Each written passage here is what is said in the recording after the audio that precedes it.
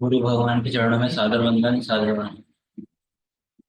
संजय उवाच एवं मुक्ताव अर्जुन संख्ये रथोपस्थ उपाविशत् विसृज्य सशरणं चापं शोक संविग मानसम। संजय बोला कि रणभूमि में शोक से उद्विग्न मन वाला अर्जुन इस प्रकार कहकर बाण सहित धनुष को त्याग कर रथ के पीछे पिछले भाग में बैठ गया, अर्थात क्षेत्र क्षेत्रज्ञ के संघर्ष में भाग लेने से पीछे हट गया। निष्कर्ष, गीता क्षेत्र क्षेत्रज्ञ के युद्ध का निरूपण है।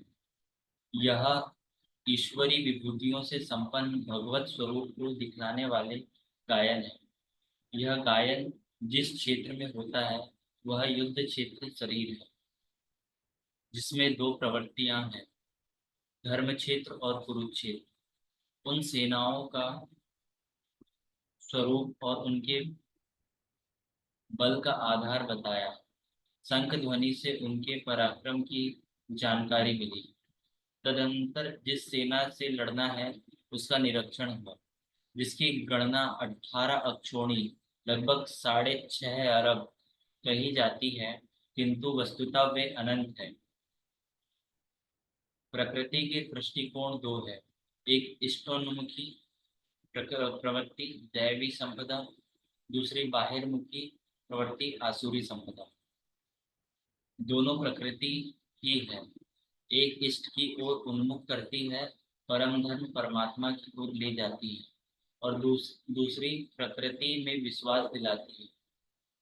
पहली देवी संपदा को साध कर आसुरी संपदा का अंत किया जा सकता है, फिर शाश्वत सनातन परब्रह्म के दिग्दर्शन और उसमें स्थित स्थिति के साथ देवी संपदा की आवश्यकता शेष हो जाती है।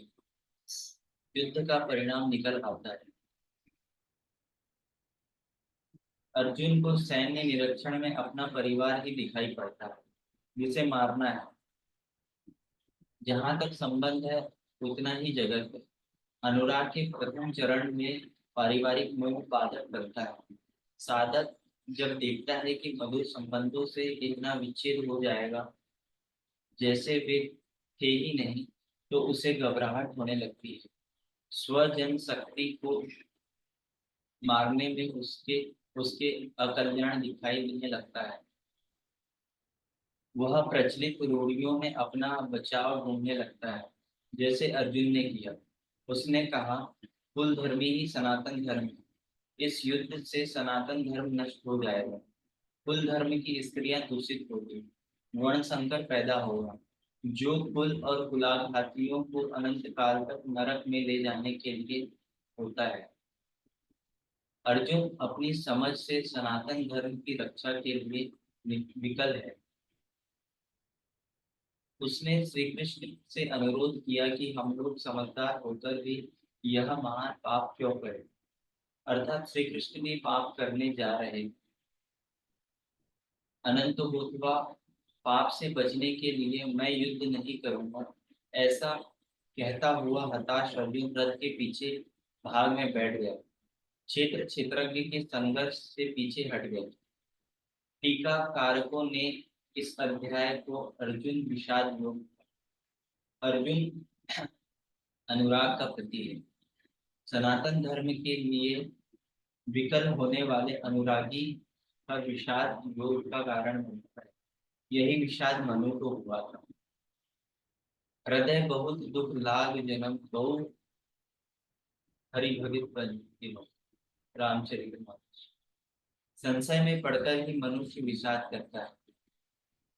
उसे संदेह था कि वर्ण संकर पैदा होगा जो नरक में ले जाए।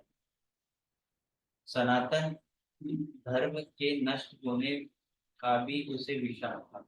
अतः संशय विषाद योग का सामान्य नामकरण इस अध्याय के लिए उपयुक्त है। अतः ओम तत् सदिति श्रीमद् भगवद गीता सुपनिषत्सु ब्रह्म विद्यायां योगे शास्त्रे श्री कृष्ण अर्जुन संवादे संशय विषाद योगे नाम प्रथमो अध्याय।